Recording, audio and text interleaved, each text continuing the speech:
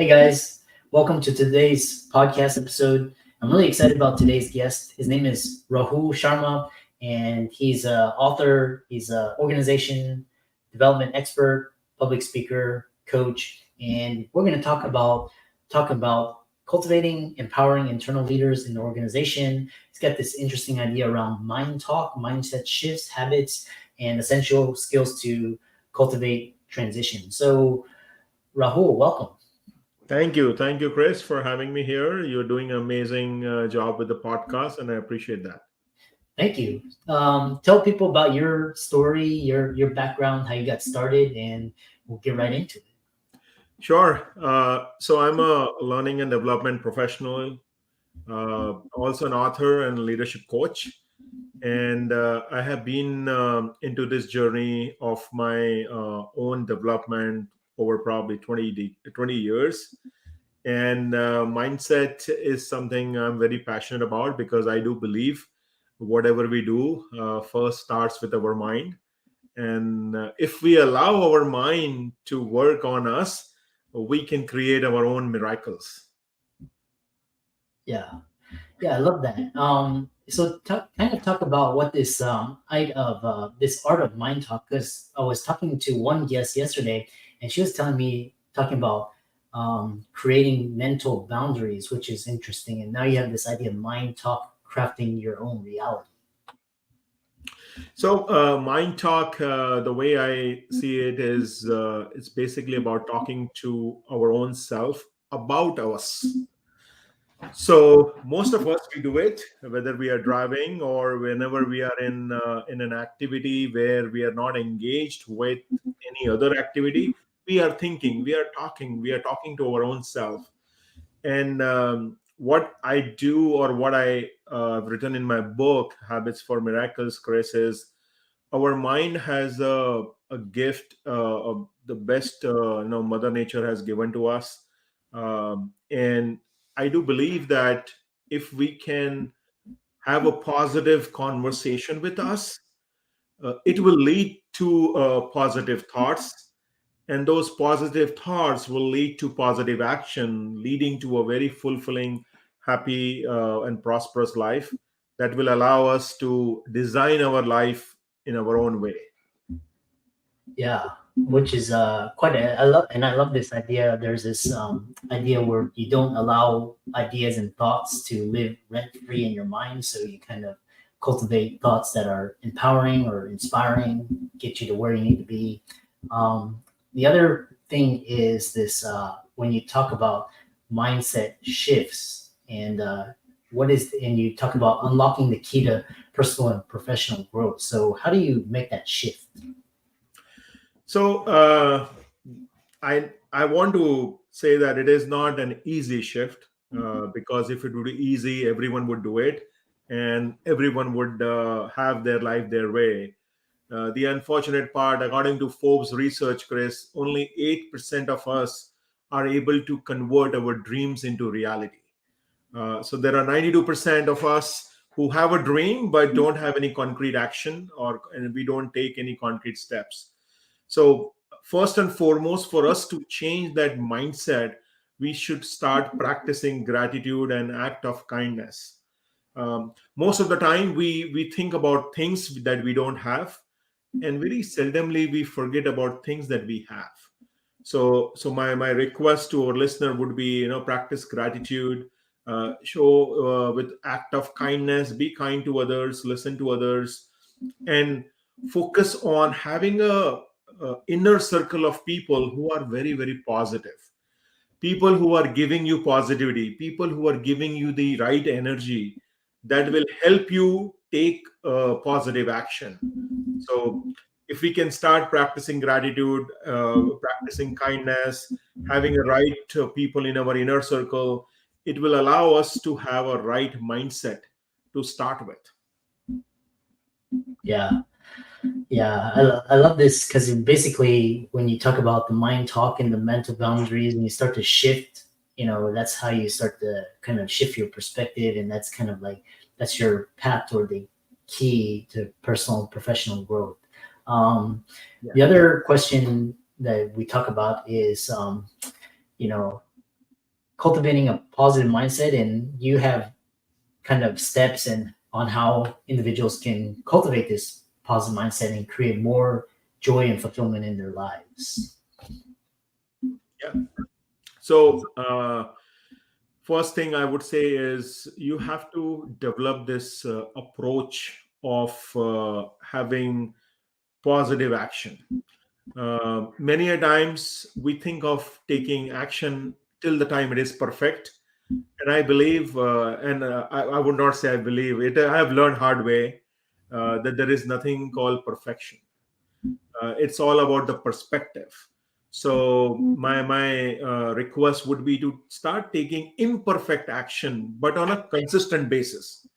Most of us, we fail to go to the next level because we give up because we are not very serious about our goals, our dreams. Um, every day, like I was talking to one of the individual, and he was sharing with me that when I get up every day, I think of conquering the world. Every day, I think of conquering the world, and I need your help. And I was just telling the individual that, can you jot down that what does conquering the world mean to you? What are you doing today that will help you conquer the world? So where I'm going with that is we have a lot of ambitions, we have a lot of goals and dreams, and when we work on multiple goals and dreams at a one time, we are not able to give our best. We will give our mediocre result or mediocre performance to all those dreams. So as we say that one landing at a time, one plane lands at a time, and we the team which is making sure that that flight is landing, they are only focused on that one flight. They are not focused on all the other flights which is in the air. So for us, we can have that mindset change or cultivate that mindset if we can narrow down on that one goal or maybe two, and just have a laser focus to just take care of those things. Yeah, when you mentioned every day conquering the world, that just conjures images of just adversarial, but growth and things such as making a good contribution. Which is one thing is talking about is you talk about sharing an example of a mindset shift that's had a profound impact on your life. Hmm. Hmm. Yeah, so I have two stories, but in the essence of time, I will share one, which happened like 4 years ago when I wanted to start swimming as my regime for being fit. The goal was not to focus on the weight loss, the goal was to remain fit and have a healthy lifestyle. And I struggled initially. Swimming was my passion when I was growing up. In the last 20 years, I was just doing swimming for leisure to with kids. And when I went back to the pool, the first day, just 25-meter lap on a pool was so difficult for me. I had to take breaks to complete that one lap. And after that one lap, Chris, I had to take another 10, 15 breaks. So I could not do more than 4 laps. And after each lap, it was 10-minute break. And I realized that something is not right. I realized that something is missing. And when I was doing the mind talk with my own self, I realized that how fit I was 20, 25 years ago when I used to love swimming, I'm no more that much fit today. So that was a reality hit on me, and I started thinking that what I need to do differently. So I did some research and found out that if you want to do swimming for more fitness, try to spend time on doing backstroke or a breaststroke rather than freestyle.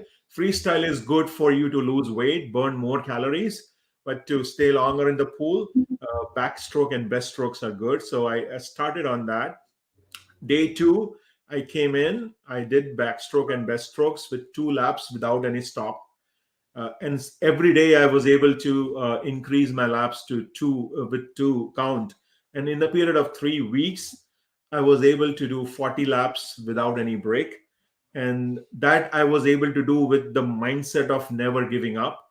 It was very easy. There was something telling me that, man, hey, it's okay, man. If you're not able to do it, try something else. But I never give up. I worked on it. I tried hard, and that is the one of the mindset shift in me that made me go to that 40 laps without any break. Yeah, I love that. Um, One thing, the other thing is talking about is you talk about habits and habit formation. What are some common habits associated with happiness and well-being? I would say the self love. I think we don't care of our own self as much as we care for others. That is unfortunate. And if we can stay healthy, if we can stay fit, that is how we will be able to help with others. Um, I would also say is another habit would be more of practicing positivity within us and within the environment that we are in. Um, Unfortunately or fortunately, there are close to 60 to 80,000 thoughts come in our mind in a single day.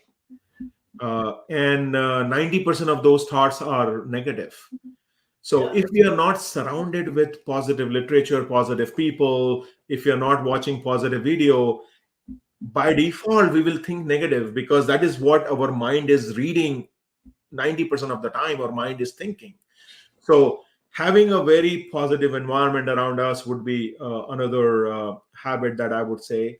And the other one which I would recommend is being calmness. Sometimes we want to do things in a very quick and rush manner, and we don't we feel very calm. And I would encourage our listeners to practice calmness in their approach. That will allow them to maintain their blood pressure, that will allow them to maintain their healthy lifestyle. yeah, yeah. I really I love this idea of cultivating because I've been recently just very extremely conscious like who I'm around and their energies, and the influences either turn off the media, turn off CNN, and just cultivating things that kind of uplift you, and that's huge. Like, and just kind of that energetically allows you to you know uh, become happier. So you have this idea of this circle of happiness. What is that?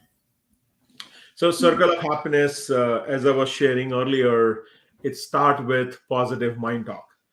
And I talk so much about this concept that my kids have started, using it, and they are my live and breathing testament. And I positive mind talk is all about talking to our own self, as I said earlier. The only difference I would say is when I speak with many people, I learned that a lot of people are already doing it. They call it as a self talk, and what they do is they use the word I instead of using their name. And Uh, research shows that if you change from that word I to your own name while doing that mind talk, it will allow you to stay more cooler, more calmer, and it will allow you to distinguish between the rationalism that is going in your mind. So what happens when we are thinking or when we are talking positive to ourselves is automatically our mind will start having positive thoughts, and uh, those positive thoughts will allow us to think about positive action, progressive action, rather than thinking negatively.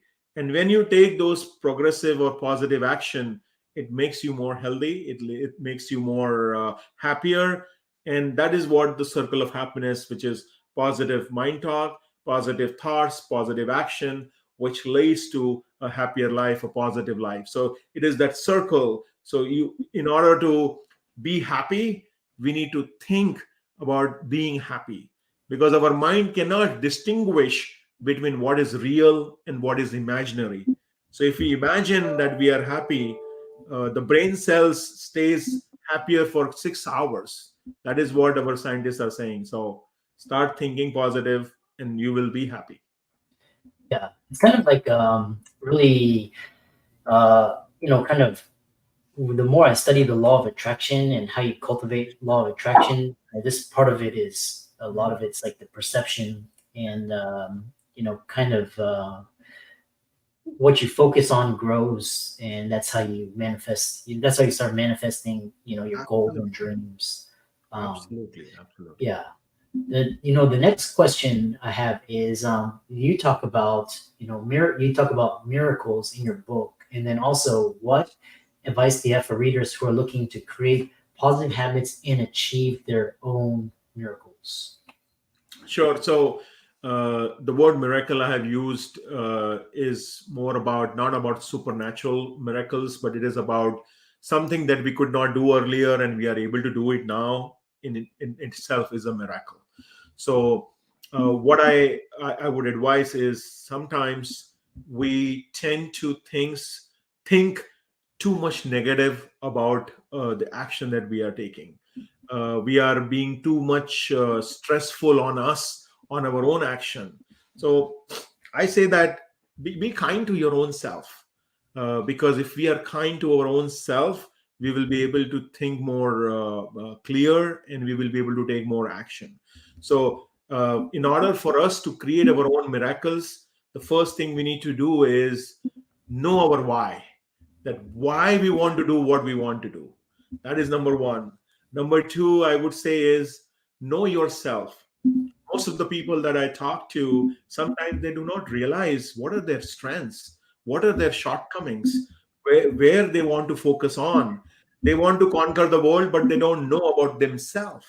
So it's so important for us to really know our own self by knowing our strengths, by knowing our personality, and by knowing what is not our cup of tea, what is not that we cannot do. So that is important, and focus on one thing or maybe two things at a time rather than taking 10 goals in one go.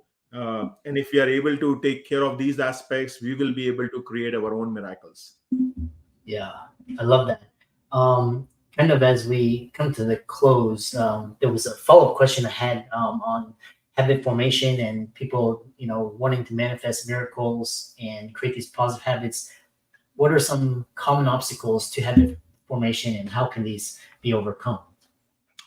So the common obstacle that I see is we don't make it as a priority.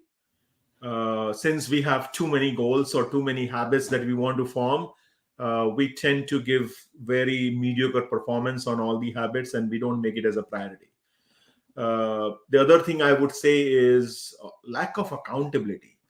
We don't make our own self accountable, and we rely on other things, or maybe we rely on other people to make us accountable. I think if something has gone wrong, we need to be accountable for making it wrong, rather than giving a benefit of doubt to someone else, or maybe a weather, or maybe any other circumstances. Yeah. And my recommendation for people to focus on would be start with small.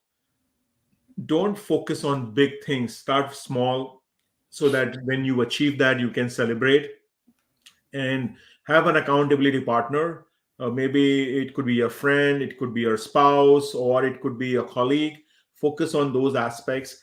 And last but not the least is focus on that why you want to do what you want to do, because once that why is clear, then I don't think we will have any obstacle. Most of the time we have obstacles because our why is not very clear. Mm, yeah, clarity, clarity. How can people contact you, follow you, reach out to you, check out your work, etc.? Sure. So people can log into my book website, habits number four miracles.com. It has all my social media pages. Best way to connect with me would be on LinkedIn.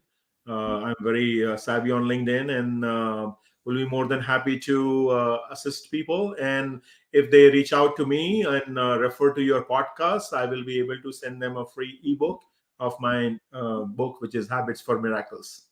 Yeah. And for all the listeners out there, let's thank Rahul for coming on to the show, and, check out his book as well, reach out to him. And, with that, thanks so much for coming onto the podcast. Thank you, Chris, for having me. Thank you.